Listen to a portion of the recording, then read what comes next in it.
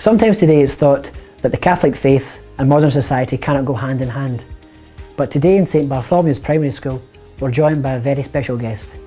He's just back from LA and celebrating his latest success, the film Kingsman. It's Mark Millar.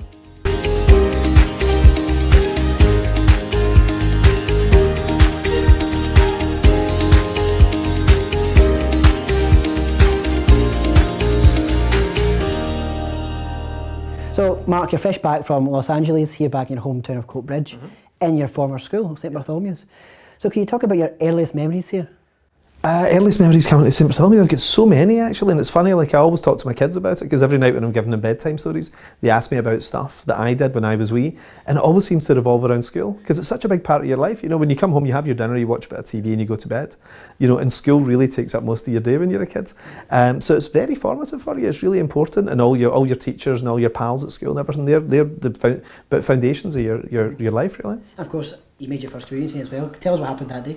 First Holy Communion was funny actually, and I've actually got a photograph to prove this, which was, I was really into Spider-Man at the time. I was about 7, primary 3, and I remember about a week before my Holy Communion getting a magic marker and drawing Spider-Man's webs on my face and went out and played as Spider-Man, and then it didn't come off. And I remember my mum scrubbing me for like a week, and you could still see the faint lines of Spider-Man's mask on my face at my Holy Communion. You know? So it's the one picture my mum never put up. You know, she never put it up in the living room. That's a great story.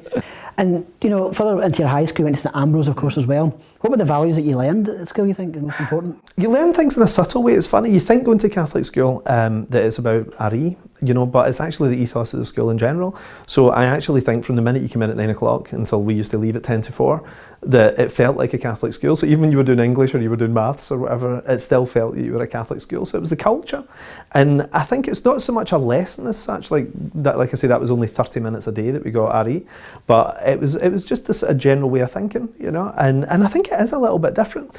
And I talked to pals who went to non-denominational schools about this, and they can't quite get it, but spirituality is a big part of what we do, you know, in a Catholic school, and it teaches you to think a little bit outside the box. So I don't know, I think generally in the Western world we think in a very rational way, and we think of things in a very straightforward manner, but I think that extra dimension that Catholic schools give you is a huge advantage, and I find it even with my own work.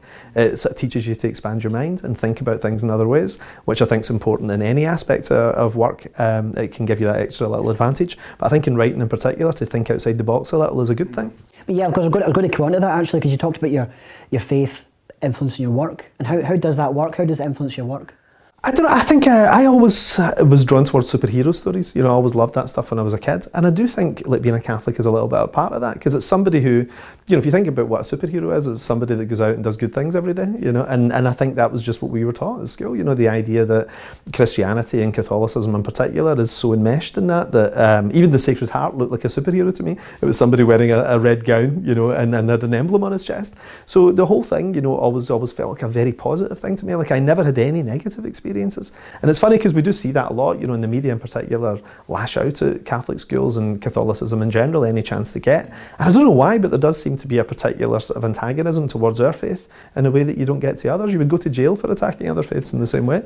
But like, but it's interesting, you know, because I never had one negative experience and had 1,000 positive ones. Fantastic. And of course, looking towards the future, you've got your own generation yourself of children, and have you decided to send them to Catholic school? Yes, all my children have gone to Catholic schools, you know, and any future ones that we accidentally have, you know, so we'll go to Catholic schools too. But like, I just like it, and it's funny, it's like going back into you know, your old school. It's like a warm bath. It's just a very comfortable feeling when you walk in there, and you know, the fact that first Friday of every month the kids are going to mass and everything, we'll come along, my wife and I'll go along and join them sometimes and everything. It's a lovely wee community, it's nice. It's great to have you back, and you're always welcome in the diocese and the schools around here. Thanks very much. Great influence. Thank you.